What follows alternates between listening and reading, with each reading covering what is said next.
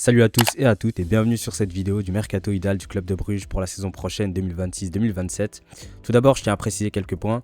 La vidéo se veut réaliste, donc je n'ai pas transféré ni Yamal, ni Koubarsi, ni Nico Paz au club de Bruges. Et ensuite, j'ai aussi ajouté certaines pistes réelles parce que ça ajoute du réalisme.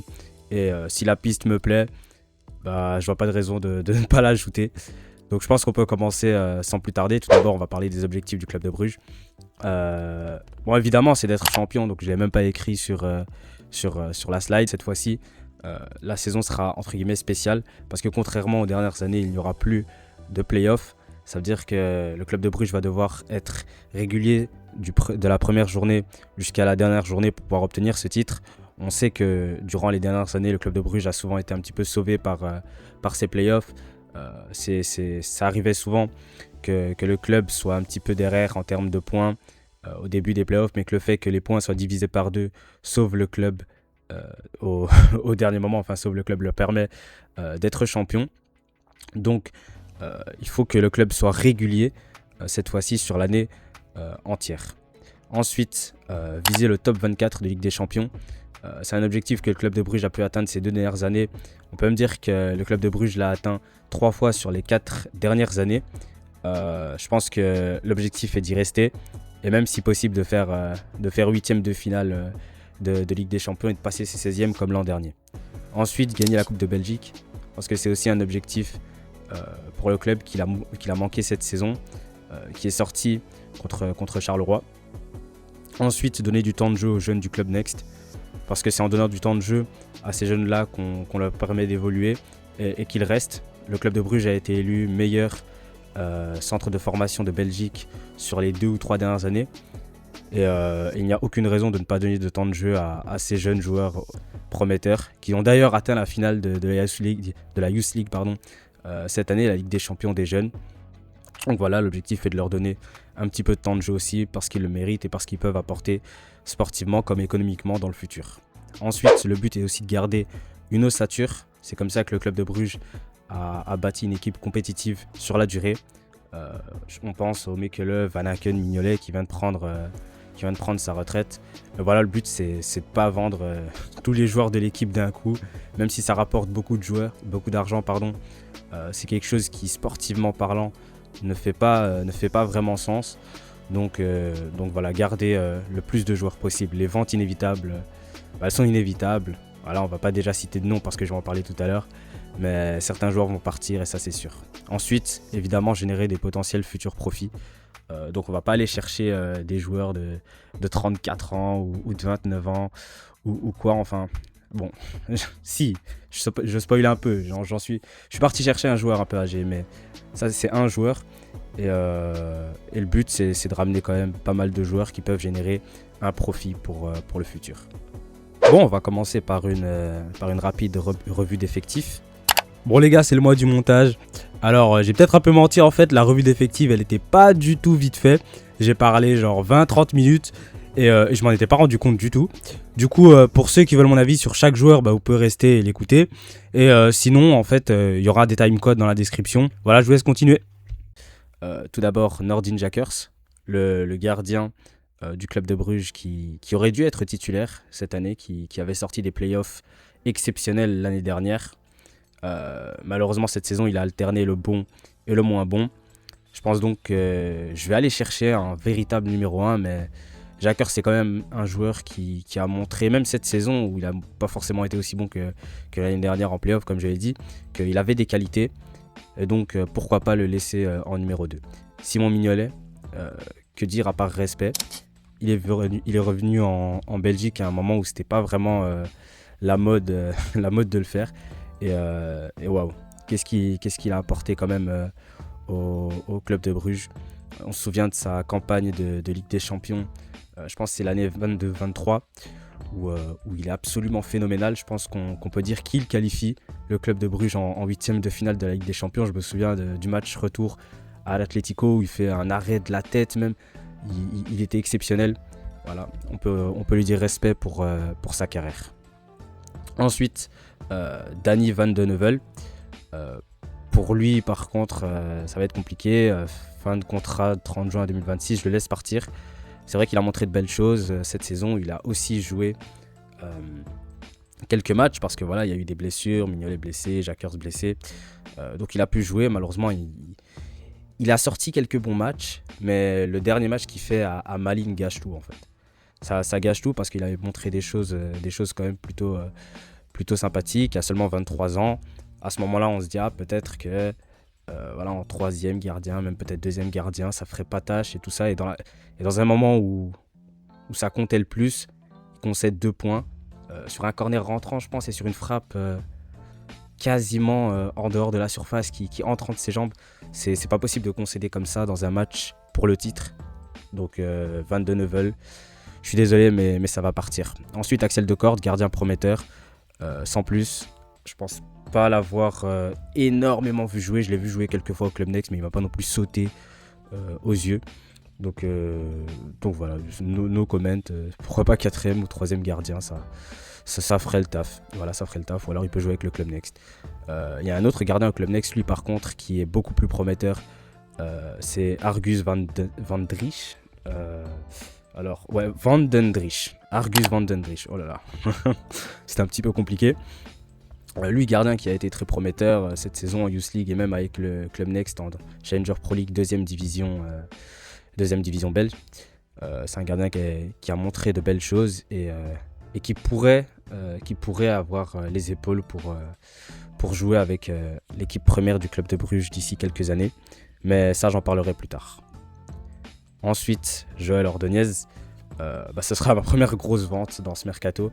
Je pense que c'est pas possible de le garder une année supplémentaire. Défenseur exceptionnel, rapide, très bon pour courir les grands espaces, physique, belle détente. Il a mis quelques buts de la tête aussi importants pour le club de Bruges. Je pense notamment au but à la dernière minute à Malines de la tête. Aussi le but contre l'Atlético Madrid sur corner. Donc voilà, merci pour tout. Valorisé à 33 millions. Je pense que le vendre 35 millions d'euros, ce serait pas irréaliste. Ensuite, Brandon Mekele. J'ai pas grand chose à dire sur Brandon Mekele, taulier du club de Bruges, qui va rester encore une année supplémentaire. C'est pas le meilleur défenseur central du monde, mais il t'apporte de la certitude et de la continuité. Diable rouge aussi au passage, totalement mérité. C'est un excellent joueur qui a été formé de A à Z au club de Bruges. Bref, je garde évidemment. Jorn Spielers. Alors, lui, je pense que mon opinion est peut-être impopulaire, mais je veux le prêter.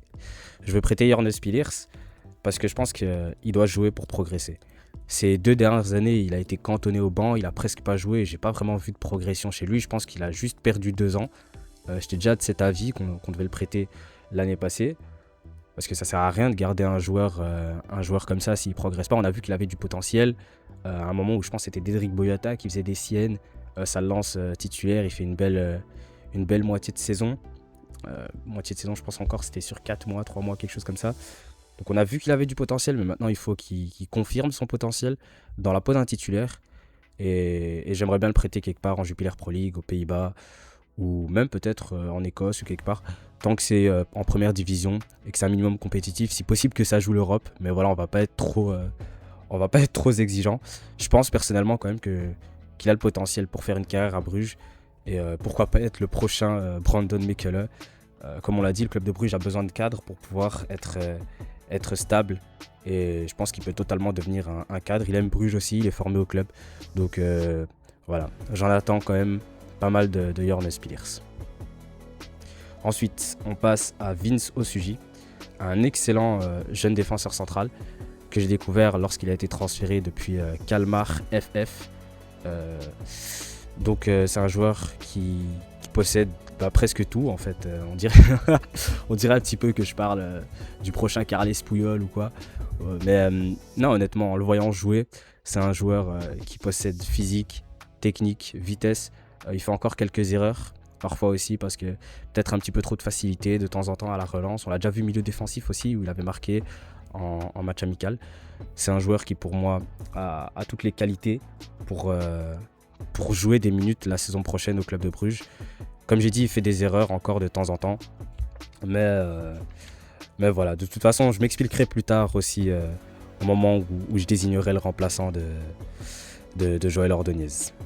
Ensuite, il n'est pas ici sur cette revue d'effectifs parce qu'il joue avec le Club Next, mais Samuel Gomez Van Hogen est aussi un défenseur central du club de Bruges que je trouve prometteur et je pense qu'il a un an de plus qu'au Sugy, défenseur central gaucher dans un autre style, mais que je trouve presque tout aussi bon.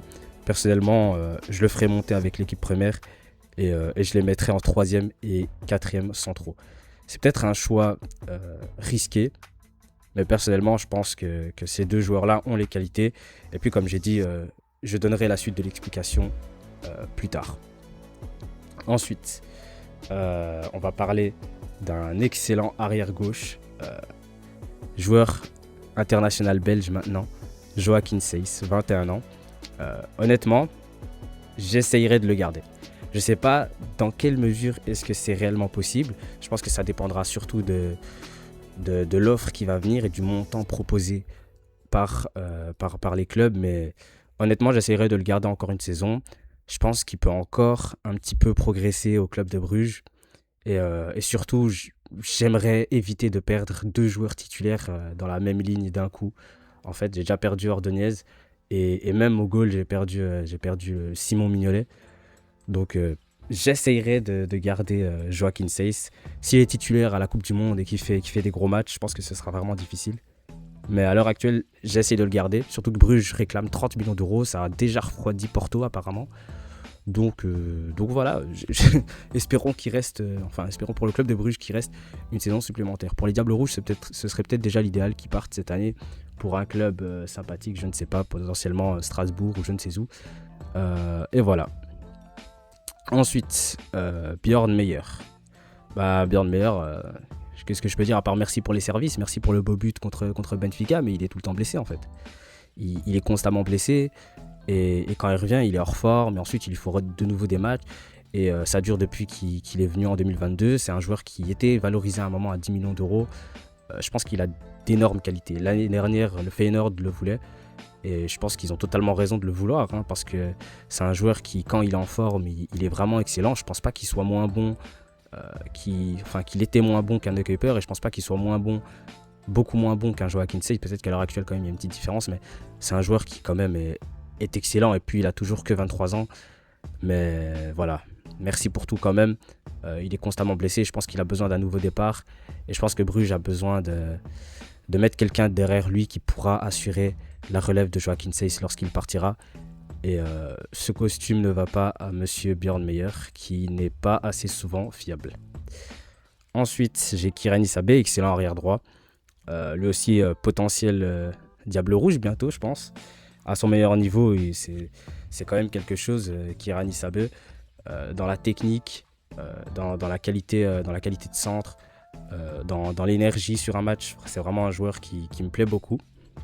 Malheureusement, lui aussi, il est quand même souvent blessé, moins que Meilleur, mais quand même, il a pas mal de blessures. Du coup, Siké a pu jouer cette saison et vraiment, il a montré que lui aussi, c'était un excellent joueur. Pour moi, je garde cette paire de latéraux, Siké et Sabé, ce sont vraiment deux latéraux qui me plaisent. Après, si jamais je reçois une bonne offre pour les deux, en vrai j'accepte et je vais chercher le tonton Meunier. Mais voilà, je spoil, tonton Meunier n'est pas dans mon mercato idéal parce que je garde Siké ou Sabé. Mais si jamais je reçois une belle offre, j'ai aucun remords à l'accepter et à prendre Meunier parce que je pense que soit en tant que titulaire, en tant que backup, il peut beaucoup apporter, même que ce soit dans l'expérience ou quoi. Non, je reprends Meunier pour la belle histoire aussi. Donc voilà, Alexander Stankovic, excellent joueur, excellent milieu de terrain. Merci pour ce que tu as fait pour le club de Bruges, mais l'option d'achat a été activée par l'Inter, l'option de rachat, et donc il va partir pour 23 millions à l'Inter Milan. Donc il retourne en Italie. Mais c'est un joueur qui a d'ailleurs gagné le titre de meilleur espoir devant Decat. Après, perso, je pensais que Decat allait le prendre. Personnellement, je pensais que Decat allait le prendre. Mais c'est pas illogique vu la saison sortie par Stankovic. Mais excellent joueur, valorisé à 25 millions. Je pense que ça a été une affaire win-win pour toutes les parties. Et voilà, merci à Stankovic. Ensuite, Raphaël Onidika, pareil. Merci pour ses 4 ans. C'est un joueur qui a montré son talent au club de Bruges à plusieurs reprises. Il a aujourd'hui 25 ans. Je pense qu'il est prêt pour l'échelon supérieur. Et quand je parle de l'échelon supérieur, je parle pas de Galatasaray. Non, parce que je vois des rumeurs à chaque fois Galatasaray, tout ça. Mais personnellement, j'aimerais beaucoup le voir dans un championnat du top 4 ou alors un très très bon club de Ligue 1. Parce que je pense qu'il a le niveau totalement pour s'imposer, pour choquer des gens dans ces championnats. Personnellement, c'est pas contre vous les Turcs, hein, mais je préférerais qu'il aille quelque part où il aura la lumière. Parce que je suis pas sûr qu'au Galatasaray, il aura beaucoup plus de lumière qu'au club de Bruges. Personnellement, j'ai envie de le voir dans un contexte plus compétitif. Donc je le vends aussi pour 20 millions d'euros. Ensuite, on a Lint Odor. Lint Odor, jeune milieu de terrain du club Next, avec un bagage technique et un coffre pour répéter les efforts. Il a déjà été prêté au KV Courtrai où ça ne s'était pas très bien passé. Après, c'était un contexte où le club devait éviter de descendre à tout prix. C'était pas vraiment propice pour lancer des jeunes. C'était il y a 2 ans, je pense qu'il avait 19, 20 ans, un truc du style. Pour moi, c'est pas illogique que ce soit mal passé. Moi, j'y crois encore beaucoup et je pense qu'un prêt serait l'idéal. Mais je sais pas si Van Leko voit la chose de la même façon que moi, parce que oui, j'ai pas précisé, mais je garde Ivan Leko de toute façon, même si moi je suis pas fan personnellement. C'est un coach qu'on peut pas virer à l'heure actuelle. Il vient de gagner le championnat, ce serait une folie de virer un coach qui vient de gagner le championnat, donc je garde Ivan Leko. Mais voilà, je pense pas qu'il compte sur Odor. Il a fait passer énormément de joueurs devant lui. Donc moi, si je suis lui, j'ai quand même 22 ans. Je m'en vais pour essayer de devenir titulaire dans un club. L'USG était quand même intéressé par son profil, potentiellement parce qu'il est belge aussi et qu'il manque de Belges. Mais moi, je pense qu'il y a aussi une question de profil et de talent parce que, à mon avis, il peut totalement faire une Camille Van de Perre, même si c'est pas les mêmes styles de joueurs. Je pense que vous comprenez ce que je veux dire. Il peut totalement s'imposer là-bas d'ici quelques saisons. S'il progresse un petit peu, c'est un joueur qui, à mon avis, a de grandes qualités footballistiques. Ensuite, Ludovic Reis. L'une des raisons pour lesquelles je ne suis pas fan de Ivan Leko. Voilà. C'est aussi l'utilisation de Ludovic Reis. C'est un joueur qui a été recruté cet été pour 7 millions d'euros. Un truc du style 6 millions d'euros, je pense. Et il n'a presque pas eu la chance de... En fait, j'ai même pas envie d'employer le terme flop parce que le joueur n'a pas eu l'opportunité de s'imposer. Il joue quelques matchs en début de saison, certes, c'est un petit peu mitigé, voilà, c'est neutre. Encore que en match amical contre le Celtic ou les Rangers, je pense que les Rangers, il marque une reprise de volée en dehors de la surface magnifique, d'une pureté incroyable.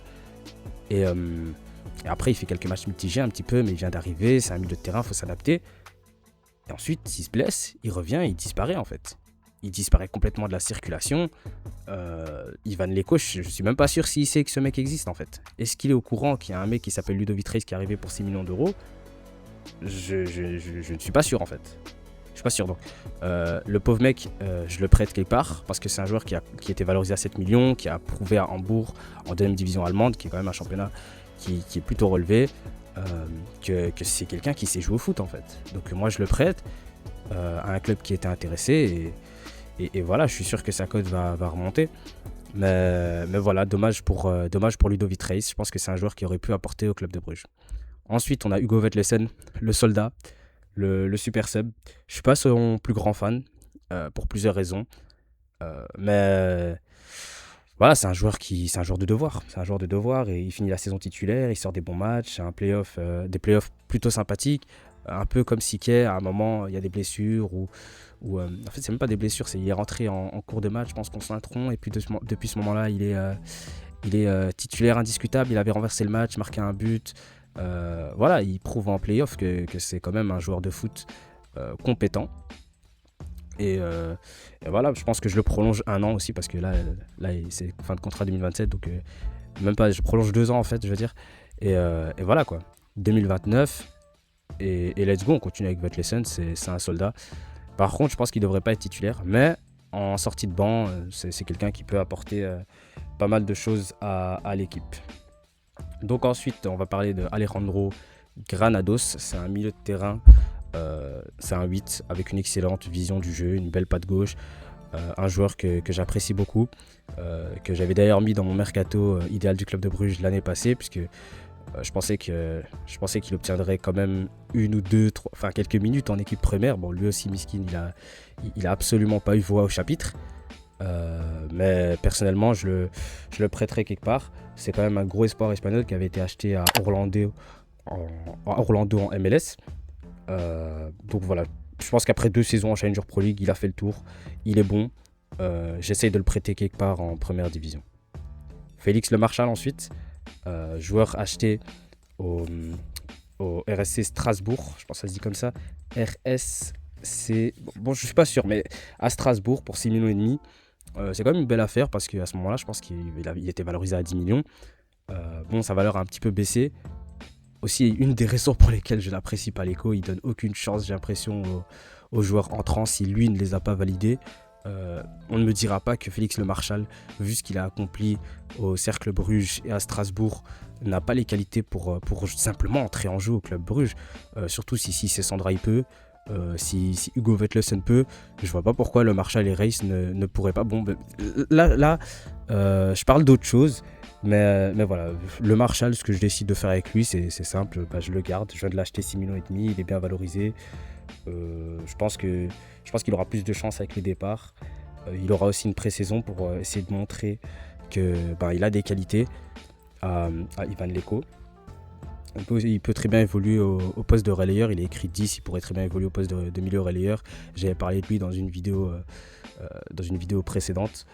Mais bon voilà, je le garde et je lui donne plus de minutes parce que c'est aberrant le fait qu'il joue pas. Hans Van Aken, capitaine. Le grand Hans Van Aken, international belge. C'est simple, je garde. Qui ne dirait pas je garde pour Hans Van Aken, la légende. Le meilleur joueur de Jupiler Pro League, très probablement. En fait, il n'y a pas grand chose à dire, c'est juste le meilleur joueur du championnat, donc évidemment que je vais le garder.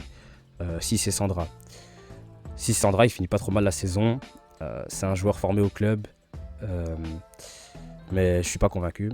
Je suis pas convaincu du tout. Je pense pas qu'il ait les qualités pour s'imposer au club de Bruges sur le long terme. Et même si c'est juste pour donner quelques minutes de temps en temps, je préférerais en fait donner des minutes de jeu à un jeune qui a un véritable potentiel pour se développer et qui peut avoir le niveau d'ici 2-3 ans de valoir 20, 25, 30 millions. Alors que Sandra, je suis désolé, mais voilà, ce ne sera jamais un joueur à 15-20 millions d'euros. À ses débuts, il était considéré comme un crack, tout ça, mais je pense que Sandra, il peut jouer en Jupiler Pro League, il a le niveau, mais personnellement, je le vendrais dans une équipe peut-être du milieu de tableau comme ça, Jupiler Pro League, et puis voilà quoi. Donc je le vends pour 2 millions d'euros, plus ou moins, c'est sa valeur, je pense, à l'heure actuelle, quoique 1,5 million. Mais voilà. Christos Zolis, ailier gauche, 24 ans. Quand je parlais de départ inévitable, c'est lui que j'avais en tête parce que là, je vois pas comment on peut le garder. 22 buts, 29 passes décisives, je sais pas quoi. C'est de la sorcellerie. Voilà, retrouvez-moi son marabout. Son marabout est beaucoup trop fort. C'est exceptionnel, je ne comprends même pas comment. Non, c'est incroyable. C'est incroyable. Le recruteur qu'il a ramené, faut lui acheter une couronne. Voilà, ça c'est un GOAT. Des Virigo aussi. C'est le travail pour garder le contact avec le joueur, même après qu'il ait flop à Norwich, même pendant sa saison à Düsseldorf. Voilà. Personnellement, je trouve que c'est un joueur incroyable. Même si j'ai quelques réserves par rapport à sa capacité à atteindre le très très très très haut niveau. Pour moi, voilà, il peut faire une carrière en mode super sub à Arsenal ou des trucs comme ça, mais à mon avis, il ne sera jamais valorisé à 100 millions, 80 millions, des trucs du style. Mais voilà, j'en parle plus en détail j'ai fait une sorte de petit thread sur X, mais voilà. Ensuite, on passe à Mamadou Diakon, rapide, redoutable en 1 contre 1, plutôt bonne frappe quand il rentre sur son pied droit. Je pense qu'il aura beaucoup plus de responsabilités la saison prochaine, débarrassé du monstre grec juste au-dessus de lui là. Je pense qu'il pourra gagner des minutes comme ça. Aussi, bon, je vais encore parler de l'Eco, mais voilà, j'ai pas beaucoup aimé également la manière dont le coach croate l'a mis sur le banc pour. C'est vrai qu'il avait fait une entrée en fait contre Saint-Tron où l'entrée était un petit peu, c'était pas un petit peu nul, c'était extrêmement nul. Voilà, je vais dire comme ça l'est, il était vraiment vraiment naze. J'ai rarement vu autant de nullité. Du coup, il est sorti à la mi-temps. Jusque là, je comprends. comprends. Parce qu'il entre, en fait, il entre vers la 22e minute, comme ça, ou la 12e minute, je sais plus. Il est trop nul. Il ressort à la mi-temps. Je comprends. D'accord. Non, c'est normal. Ça arrive les jours sans.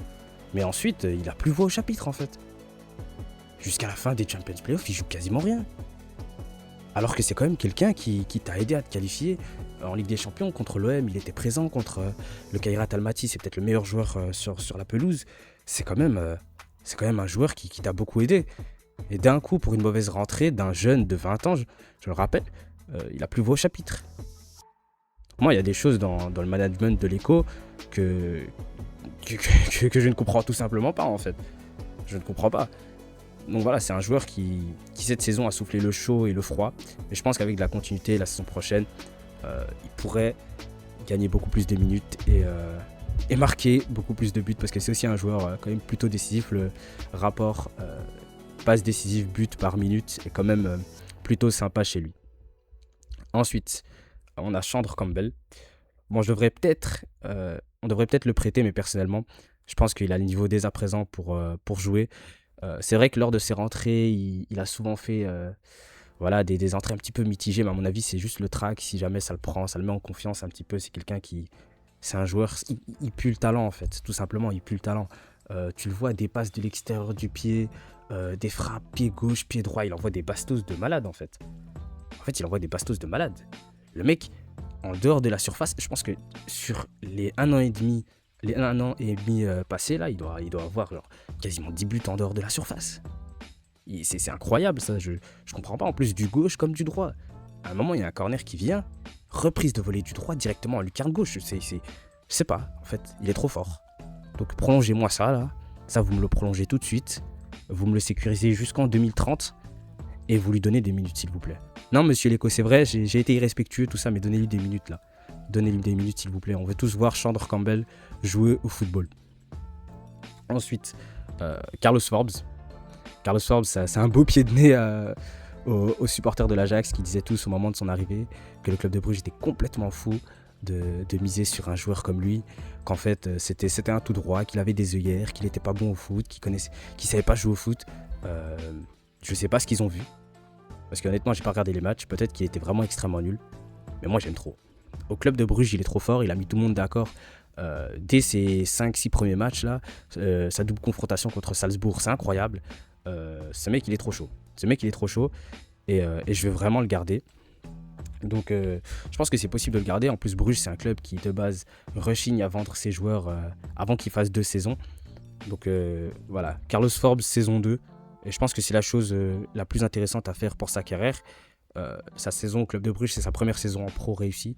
Je pense qu'enchaîner sur une deuxième serait la chose la plus intelligente à faire. Et ce serait bénéfique pour tout le monde. Ensuite, Nicolo Tresoldi. Un vrai neuf à l'ancienne ça. Tueur devant les cages. Une demi-saison en fait titulaire au club de Bruges. C'est aussi une raison pour laquelle, je vais le dire dès maintenant, je le garde. Il a fait qu'une seule demi-saison titulaire au club de Bruges. Donc personnellement je vais garder Nicolo Tresoldi. Bon, ça aussi ça va dépendre du bon vouloir de la première ligue et des très très gros clubs, parce que si jamais un club il met 35 sur lui, ça part, on le met dans l'avion. Mais Bruges réclame au moins 30 millions. Donc je pense que c'est possible. Et puis pour lui-même aussi, comme j'ai dit, je pense que la chose intelligente à faire, ce serait de rester une saison de plus, d'augmenter cette valeur marchande jusqu'à atteindre ce que Zolis a ici, se faire convoquer par l'Allemagne ou l'Italie, et puis ensuite de quitter le club de Bruges avec un nouveau statut, afin d'être directement titulaire dans un club du sub-top européen. À mon avis, c'est le plan de carrière idéal. Après, monsieur Nicolo est très grand et a probablement un plan dans sa tête déjà préparé. Donc l'avenir nous dira ce qui se passe, mais personnellement, dans mon mercato idéal, je le garde. Ensuite, Roméo Vermand. C'est un cas qui est plutôt compliqué, parce que du point de vue du club de Bruges, je pense que l'idéal, ce serait de le garder. C'est un joueur qui a déjà prouvé, en étant titulaire, qu'il pouvait faire des bons matchs. Je pense même des matchs de cette saison contre les Rangers très très tôt. Ou alors ses playoffs de la saison passée, il a prouvé que c'est un excellent joueur. Il a été international belge. Roméo Vermand on connaît, mais pour moi Roméo Vermand, ça va être compliqué pour lui de prendre la place de Tresoldi, tant l'allemand, du coup, vu qu'il a choisi de jouer pour l'Allemagne, et tant l'allemand est excellent. Pour moi ça va être vraiment difficile pour lui de jouer cette année. Donc, à sa place, en fait, je penserais à un départ. À sa place, je penserais à un départ. Je sais qu'il y a des clubs intéressants qui cherchent des neufs. Buteur, 22 ans, international belge valorisé à 11 millions. Ça peut intéresser des clubs comme Lyon, tout ça, qui va perdre Hendrik et Yaremchuk, qui sont tous les deux des prêts chez eux, donc ils n'ont pas de neuf. Personnellement, je pense que je partirai à sa place. Et du coup, du côté du club de Bruges, comme il lui reste 2 ans, c'est le moment de le vendre en vrai, puisque avec un an de contrat, ça sera plus compliqué. Mais, du point de vue du club de Bruges, en fait, avoir Vermand en tant que remplaçant, et du coup, remplaçant de luxe, c'est vraiment quelque chose d'extrêmement luxueux, en fait, du point de vue de Bruges. Je sais pas si j'ai vraiment envie de lâcher Vermand. En plus, dans tous les cas, Tresoldi va partir après la saison prochaine. Si Vermand il est toujours là, il y a moyen de le remettre titulaire. Après, ça, c'est vraiment l'idéal. Hein. Mais voilà, en fait, la chose logique, ce serait peut-être un départ. Mais moi, j'aime bien le joueur. Et puis, c'est mon mercato, donc je fais ce que je veux. Il reste. Voilà, il reste, je m'en fous. Je le ligote. Il va rester ici, c'est pas mon problème. Ensuite, Gustav Nilsson. Compliqué. Honnêtement, sans être méchant avec le joueur, je sais pas qui est la personne au club de Bruges qui s'est dit que recruter Gustav Nilsson était la chose à faire. Je sais pas c'est qui, mais je crois que c'est un ops.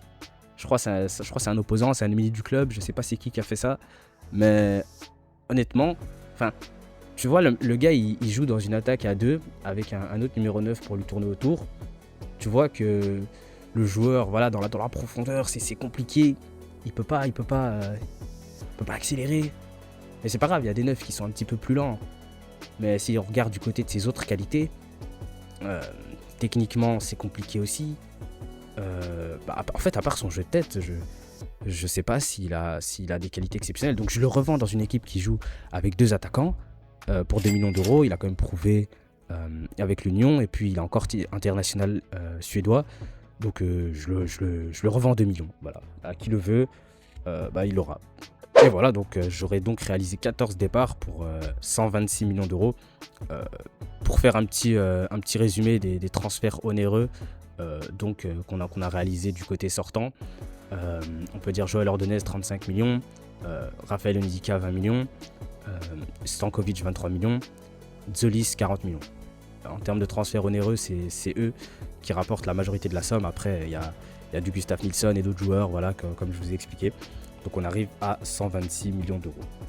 J'ai oublié de le préciser aussi. Ouais, j'ai oublié beaucoup de choses, mais c'est pas grave. Tobias Lund Jensen, ailier droit, gaucher, 20 ans.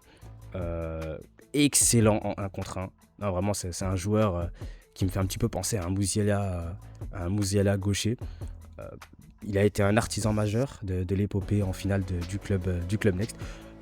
4 buts de passes décisives en Youth League. Personnellement, j'essaye de le prêter lui aussi. Il a aussi fait le tour en Challenger Pro League. Je pense qu'il s'ennuie un petit peu là-bas en 2e division. J'essaie de le prêter, je sais pas, quelque part en 1re division en espérant que ça marche. Donc voilà ce que donne l'équipe en fait. Donc vous verrez aussi le nom de Tian Naikoren.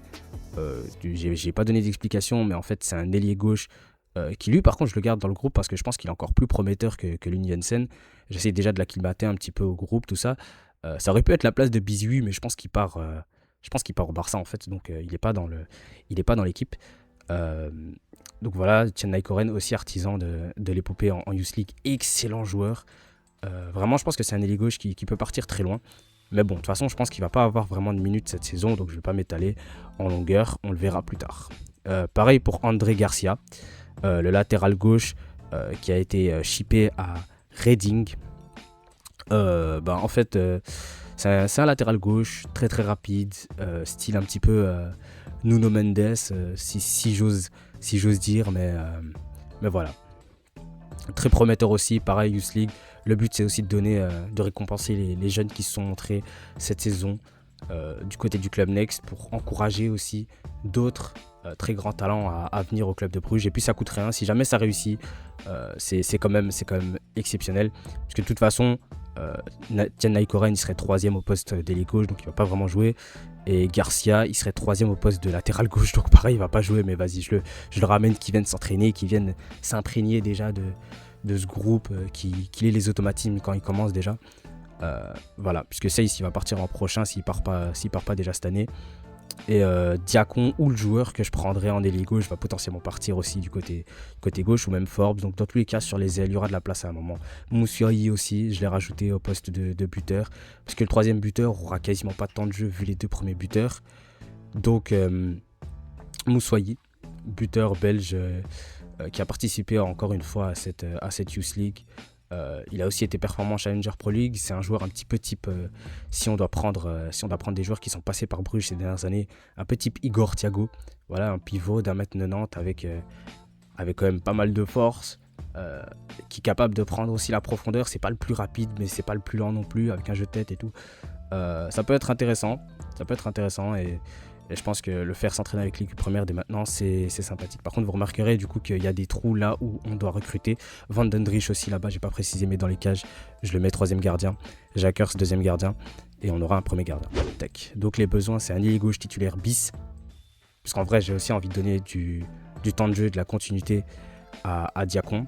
Un milieu relayeur titulaire, un 8 à côté de Van Aken. Un milieu défensif titulaire, parce que Stankovic et Onyedika sont partis.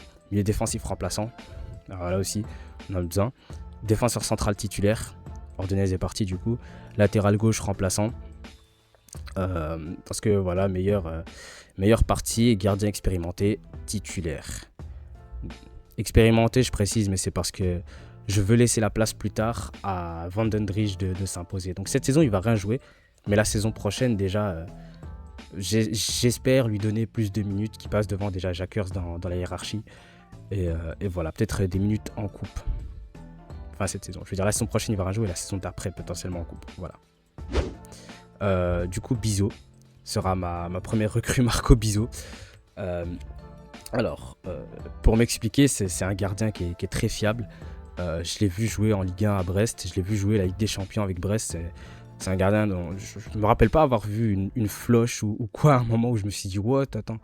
Il a déconnecté. C'est quand même un gardien qui est plutôt fiable. Il fait rarement des bourdes énormes. Ensuite, c'est un gardien qui a de l'expérience. 35 ans. C'est-à-dire que normalement, d'ici 1 an, 2 ans, 3 ans, il va quand même léguer le flambeau pour éviter de faire une deuxième Lamont. C'est cette fois-ci qu'on ait un gardien qui joue pour Bruges, qui est jeune et prometteur. Une Europa League remportée ici cette saison avec Aston Villa, et il a vraiment joué en fait en Europa League. Il a été très bon, parce que vous pouvez voir les statistiques ici. En bleu on a le graphe de Bizot, et là on le compare à chaque fois à Mignolet, Van de Neuvel et Jakers, et on peut voir que sur la quasi-totalité des points, en fait il est au-dessus des 3 autres. L'échantillon n'est pas super énorme, parce que je pense qu'il joue l'équivalent de 6 matchs, 7 matchs en Europa League. Mais voilà, je peux pas mettre les stats en championnat, parce qu'il a tout simplement pas joué en championnat presque, parce qu'il était derrière, le champion du monde argentin. Voilà, il pouvait pas trop jouer, le pauvre. Donc moi je lui propose de venir finir sa carrière en tant que titulaire. Je pense qu'il a quand même pris les pesos maintenant, 2 saisons, une saison je pense même, en première ligue. Il joue pas du tout en fait, il a perdu sa place dans le groupe des Pays-Bas. Donc moi je lui propose de revenir, obtenir une place de titulaire. Et puis même son salaire actuel, il n'est pas en fait super énorme, donc il baisserait pas vraiment énormément son salaire. Il y a Mignolet qui est parti, il peut juste avoir ce que Mignolet avait auparavant. Donc voilà, je pense que pour l'adaptation ça devrait pas trop mal se passer. Il est déjà passé par Genk, où il avait quand même pas mal, je pense que c'était pas le meilleur du monde, mais il avait performé. Il parle néerlandais, du fait qu'il soit originaire des Pays-Bas. Ça permet à Argus Van den Driesch de prendre la main petit à petit. En même temps, quand on a un gardien beaucoup plus expérimenté, un gardien jeune, on peut aussi avoir une petite relation de l'aîné qui peut apprendre des choses au plus jeune, qui peut le préparer pour le haut niveau. Donc c'est quelque chose que je pourrais apprécier chez lui aussi. Après, je connais pas sa personnalité, je sais pas si ça va matcher entre les 2 hommes, ça c'est juste une théorie. Mais voilà, il y a de l'expérience européenne, comme j'ai dit, Ligue des Champions, Europa League. Il a performé dans les 2 compétitions. Voilà, vainqueur de l'Europa League et Ligue des Champions. C'était 8e de finale, je pense, avec. Non, 16e de finale avec Brest. Il a aussi un excellent jeu au pied. Je pense que c'est une des raisons pour lesquelles Aston Villa l'a pris, parce que c'est quand même quelque chose qui est important dans le jeu d'Unai Emery aussi, de pouvoir allonger. Et voilà, personnellement, je le prends. 3 millions, moi, ça me va totalement. Et je pense qu'il va performer. Il n'est pas très cher en plus. Donc, let's go. Ensuite, en défense centrale, je prends Samson Doué. C'est un joueur que j'avais déjà présenté pour une recrue par club de Jupiler Pro League. Je le voyais à l'Antwerp. Bon, déjà à l'époque, c'était compliqué. Voilà, c'était compliqué puisque c'est vrai que je l'ai mis à l'Antwerp. Mais je ne savais pas si l'Antwerp avait vraiment les fonds pour réaliser ce transfert. Et quand je vois l'équipe aujourd'hui, je pense qu'ils auraient bien aimé avoir un Samson Doué. Parce que parfois, les joueurs alignés en défenseurs centraux, c'était compliqué. Donc c'est un défenseur libérien qui joue au Victoria Plzen depuis maintenant 3 saisons. Il a 24 ans, c'est un défenseur qui est plutôt rapide, donc moi je vois une complémentarité avec Mekele. Les joueurs qui ont pu performer aux côtés de Mekele, ça a quasiment toujours été des joueurs quand même un minimum rapides pour pouvoir compenser le fait que Mekele ne peut pas défendre les grands espaces. Parce qu'en contre-attaque, ça risque de piquer fort. On se souvient des Abakar Silla, des Ordonez, qui est encore là du coup, de Kosunu. Donc voilà, faut qu'il soit rapide, je pense, le défenseur à côté de Mekele. C'est pour ça que je comprends pas vraiment la rumeur Diz Jens. Sauf si voilà, c'est moi qui est fou et en fait c'est un monstre de vitesse, mais c'est pas ce que j'ai vu en voyant ces matchs. Donc voilà, je comprends pas la rumeur Diz Jens au club de Bruges. Mais voilà, Samson Doué, défenseur rapide, profil un petit peu à la Ordonez entre guillemets. Voilà, c'est surtout un joueur qui va briller par ses capacités à gagner ses duels. Donc très fort au duel. Bon de la tête, il a des très bonnes datas sur les têtes et même ça ressort au visuel. Valeur sûre aussi. Valeur sûre, c'est vrai qu'on peut dire que c'est que le championnat tchèque, mais d'un autre côté, c'est pas la Jupiler Pro League, c'est pas non plus la première ligue. Il fait pas un bond exceptionnel entre les 2 équipes. Le Victoria Plzen aussi, c'est une équipe qui domine son championnat, donc qui est souvent confrontée à des blocs bas et du coup des défenseurs qui doivent défendre les grands espaces. C'est un contexte de jeu auquel il est déjà habitué, notre Samson Doué. L'expérience européenne, il a joué quand même la Conference League, il a 2 fois l'Europa League et des très bonnes campagnes d'Europa League quand même, parce qu'il y a des matchs exceptionnels, par exemple contre United où il gagne tous ses duels. Mais tous ces duels, il les a tous gagnés, que ce soit dans les airs ou au sol. Donc c'est quand même un joueur qui a prouvé que physiquement, c'est un monstre. C'est un monstre physiquement, il est aussi expérimenté. Il a joué la CAN avec le Liberia. 35 sélections, c'est quand même un joueur expérimenté de son pays. Et voilà, j'avais dit que je compléterais l'explication sur pourquoi est-ce que je mets au sujet et Gomez Van Hogen dans la rotation. Et pourquoi aussi je prête Jornes Piliers, parce que tout simplement, ils vont pas jouer. Ils vont pas jouer en fait, parce que le mec, il est jamais blessé. Il a jamais été blessé en carrière.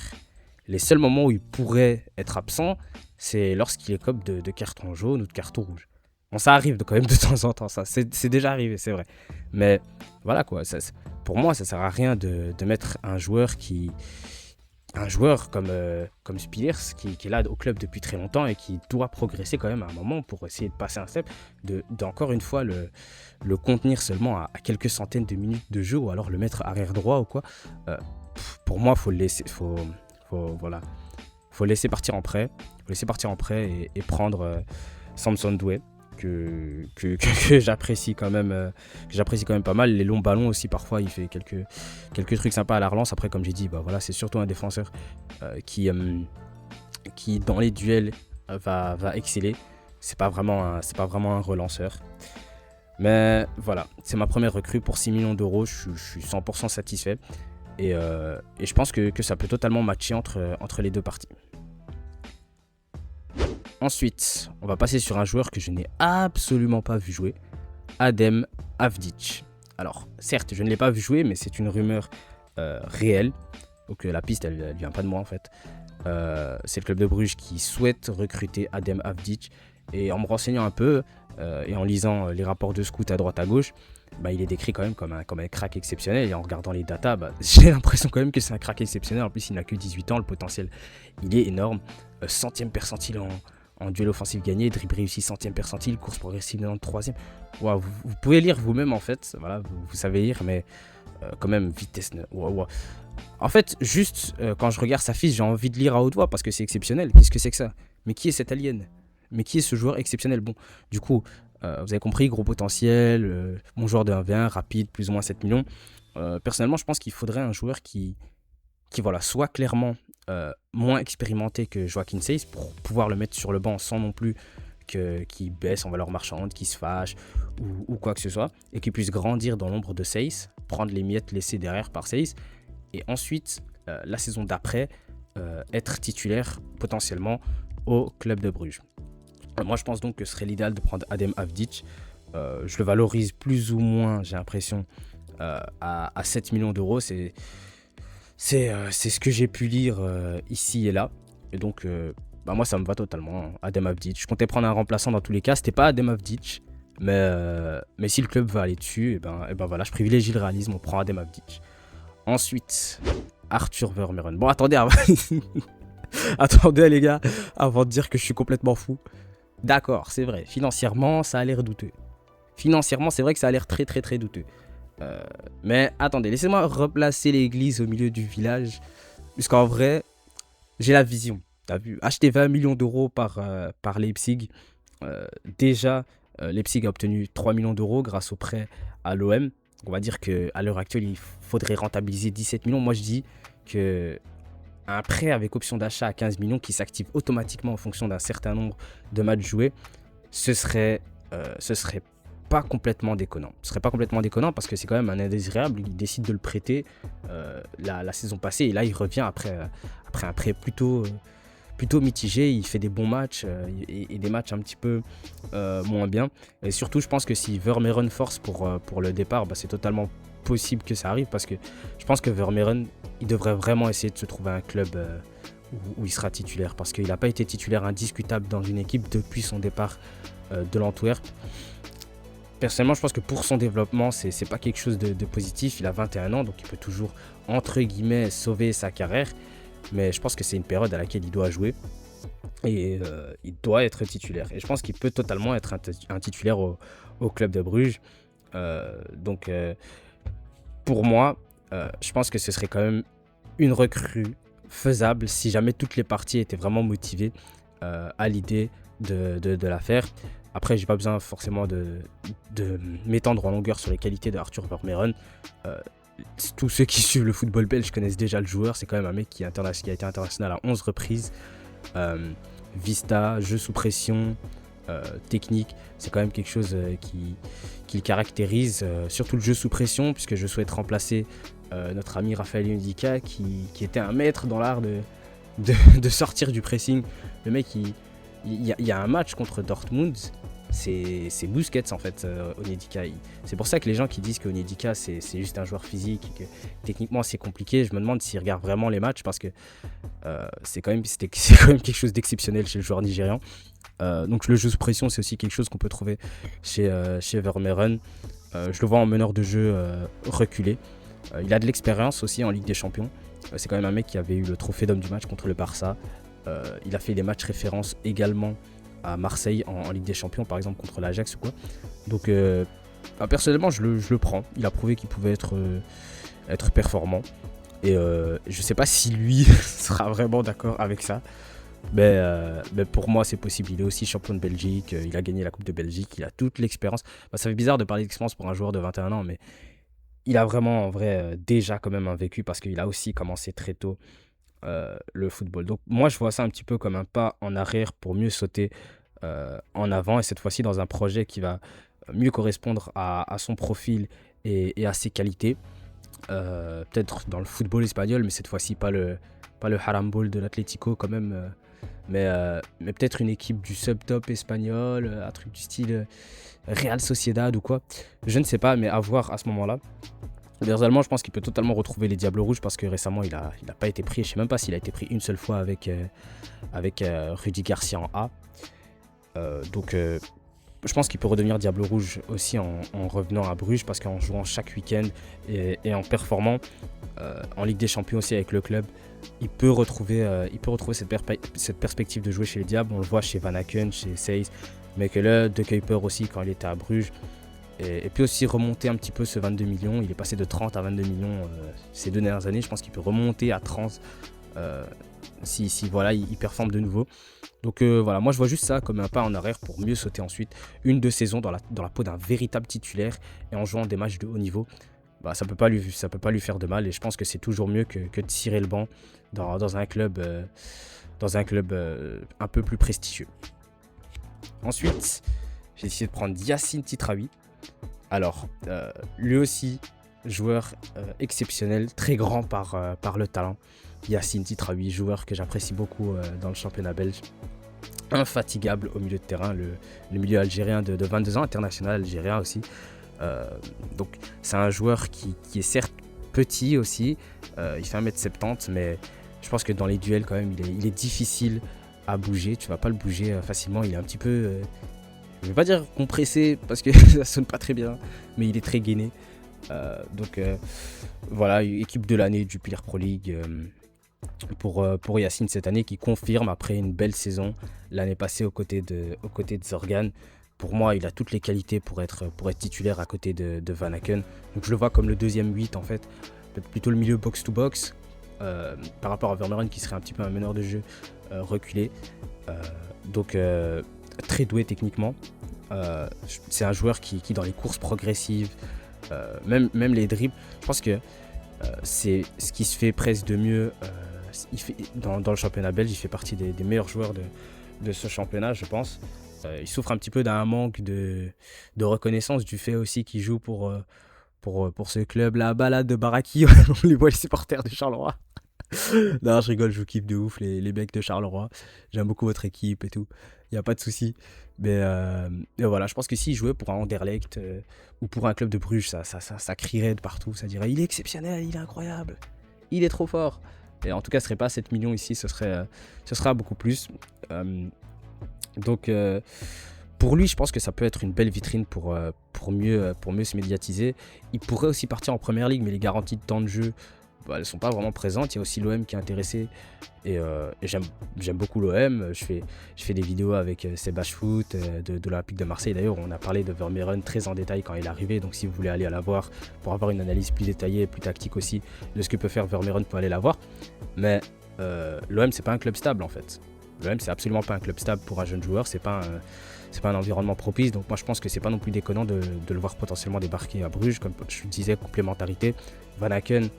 Ni Van Aken ni Vermeeren ne sont des joueurs qui enchaînent les portées progressives, qui prennent le ballon, qui font 15 mètres avec, qui dribblent des joueurs au passage et tout ça.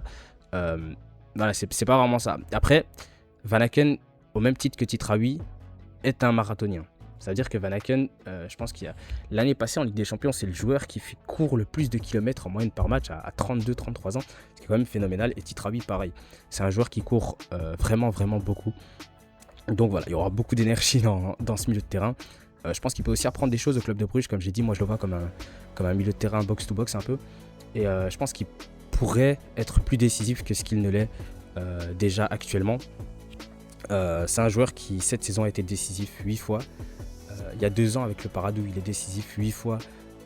Également, moi je pense qu'il peut dépasser la barre des 10 goals assists en attaquant mieux la surface depuis la deuxième ligne dans une équipe avec plus d'occasions aussi par match. C'est quelque chose qui peut très bien apprendre de la part d'un joueur qui excelle dans ça. C'est peut-être même l'une de ses seules qualités, le bro Vetlesen. Bon, j'abuse sur Vetlesen, c'est faux. Là, je suis méchant. Mais voilà. On peut très bien apprendre ça de Vetlesen ou de Van Aken qui sont excellents dans ce registre de jeu-là.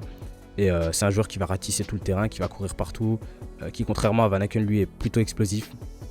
Enfin, explosif, c'est pas une fusée, hein. C'est pas une fusée du tout. Mais voilà, je veux dire, Van Aken, il est vraiment pas très rapide sur les premiers mètres et Titraoui, lui, il l'est. Donc ça fait une autre petite complémentarité. Bref, vous voyez où est-ce que je veux en venir. Et du coup, fin de contrat 2027, ça parle de 12 millions dans la presse. Alors moi je suis désolé avec les fans de Charleroi, encore une fois ils vont se fâcher avec moi, là ils vont venir en commentaire, mais je suis désolé les gars. En vrai 10 millions, je pense que ça suffit. Moi je dis 10 millions ça suffit. La fin de contrat en fait elle gâche tout. Il a qu'un an de contrat et à mon avis si une offre sympa arrive il fait le forcing. Donc voilà, à mon avis 10 millions là le club Charleroi est obligé presque d'accepter. Donc ensuite on va passer au joueur suivant qui lui est une véritable piste.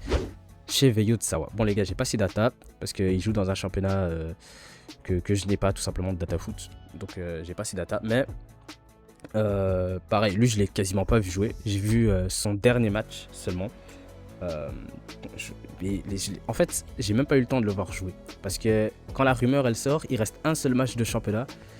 Et du coup, bah, c'est le seul que j'ai pu regarder. Hein, donc je vais pas commencer à vous dire que ouais, il sait faire ci, ça, ça. Je vais juste vous dire ce que les rapports de scout me disent.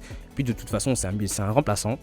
Donc s'il vient, puisque comme je vous ai dit, en fait, je préfère donner des minutes de temps de jeu à des joueurs qui ont un véritable potentiel à polir plutôt que de donner, que de donner des minutes à Sandra ou je sais pas, quelqu'un d'un peu mid. Donc lui, apparemment, c'est un véritable crack.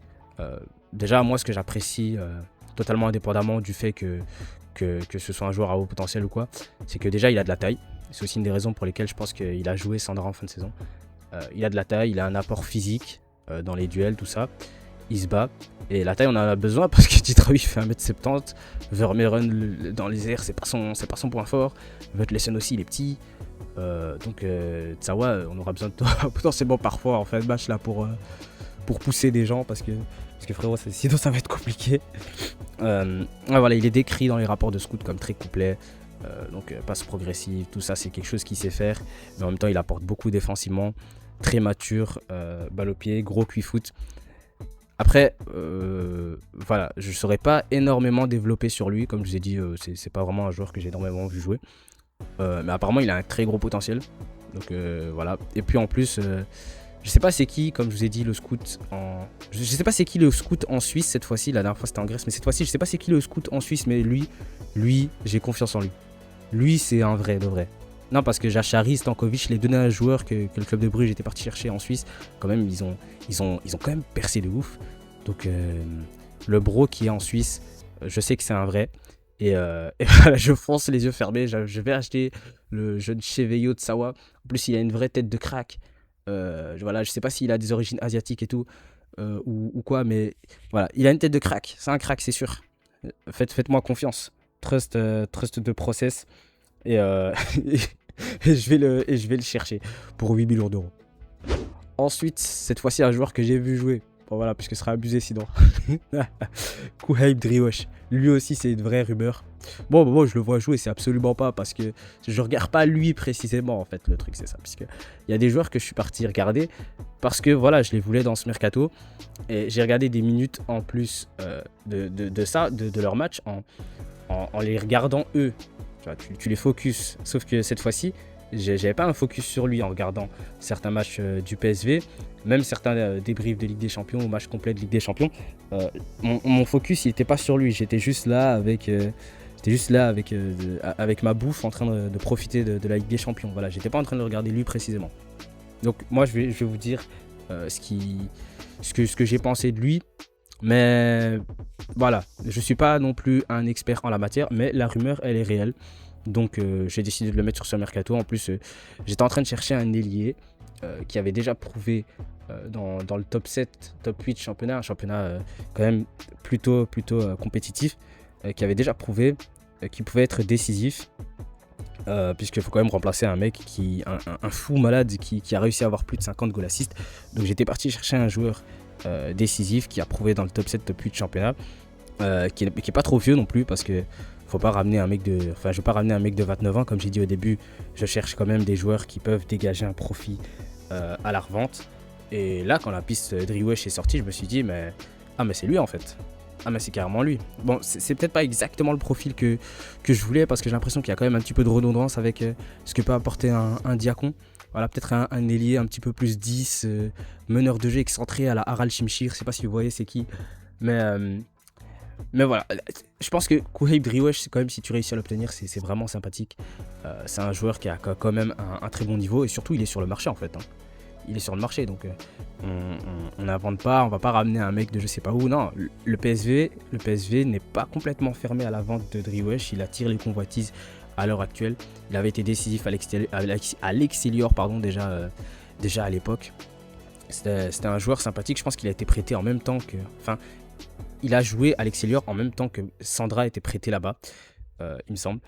Donc voilà, c'est un joueur qui déjà à cette époque-là avait réussi à être 15 fois décisif en 33 matchs de championnat en Eredivisie, ce qui est plutôt sympathique. Ce qui ressort directement visuellement quand on le voit, c'est sa vitesse, quand même pas mal rapide, fort en 1 contre 1.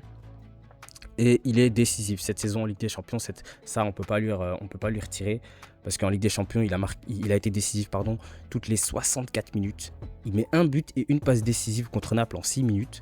Il met un doublé contre Liverpool en 20 minutes. Et il est passeur décisif contre l'Atlético. Voilà, quand même, il a fait, il a fait fort notre ami Kouheib. 9 buts, 8 passes décisives cette saison en 1300 minutes. Je pense quand même que c'est quand même un bilan, ma foi, impressionnant. Euh, je pense que pour lui, c'est l'heure de partir en fait, parce qu'il a 24 ans et devant, il est barré par le tonton Perisic et par Ruben Van Bommel qui est revenu de blessure, on va revenir de blessure, mais en tout cas qui est un gros crack, 19 ans seulement. Il n'a pas la confiance, à mon avis, totale de son coach. Je pense que c'est l'heure pour lui de quitter le PSV Eindhoven. Euh, Pourquoi pas faire un coup à la Carlos Forbes ou Noah Lang pour le club de Bruges. Joueur qui peut être décisif et potentiellement remplacer Zolis, même si je pense que les joueurs comme Zolis et de très haut calibre, ça se remplace collectivement, un peu comme on a vu avec Mbappé au PSG.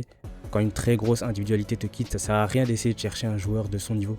Parce qu'il était exceptionnel justement, parce que voilà, tu peux pas en avoir 10 qui sortent de nulle part, tu vois. Donc c'est un joueur qui peut être difficilement remplaçable, donc il faudra le remplacer collectivement. Il faudra que Tresoldi marque plus de buts, il faudra que Forbes donne plus de passes décisives, il faudra que Van Aken mette plus d'assists, il faudra que Titraoui se projette plus dans le bloc et dans la surface. Et voilà, collectivement, il faudra le remplacer. Mais je pense que Driouech, quand même, ça peut être vraiment sympathique. En plus, il a certes 24 ans, mais il vient d'avoir 24 ans. Donc voilà, il n'est pas non plus très vieux. Bon, donc voilà ce que ça donne. Le bilan final. Au total, comme j'ai dit, 126 millions de départ. Bizo, Doué, Tsawa, Vermeeren, Titraoui et Tsawa que j'ai mis 2 fois. Je crois qu'il y a Touk. En fait, c'est Avdic que j'ai pas compté ici. Bon, les gars, vous avez rien vu du tout. C'est Avdic ici. C'est pas Tsawa. Vous n'avez rien vu. Voilà, vous n'avez rien vu. Driouech, 10 millions. En fait, il est 23. Non, je sais pas, il est quelle heure du matin au moment où je fais la vidéo, mais il est vraiment tard. Donc pardonnez-moi, s'il vous plaît. Et donc voilà, au total, 44 millions d'euros pour le club de Bruges, c'est un mercato plutôt conséquent. Mais c'est des choses qu'on a déjà vues, c'est des sommes qu'on a déjà vues au club, c'est pas révolutionnaire. Et la balance positive de 82,5 millions d'euros confirme le fait que c'est dans les moyens du club de Bruges. Hein. Honnêtement, je pense pas que ce serait impossible pour le club de réaliser ce mercato. Et personnellement, je pense que les postes sont doublés un petit peu partout. Et que avec cette équipe, c'est totalement possible d'arriver à ses fins en championnat, comme en Ligue des Champions, comme en coupe. En tout cas, merci d'avoir écouté ma vidéo. Si vous êtes arrivé jusqu'ici, c'est que vous avez apprécié normalement le contenu, parce qu'à mon avis, ça va être pas mal long. Donc, n'hésitez pas à vous abonner, à lâcher le petit pouce bleu. Et je vous dis à une prochaine.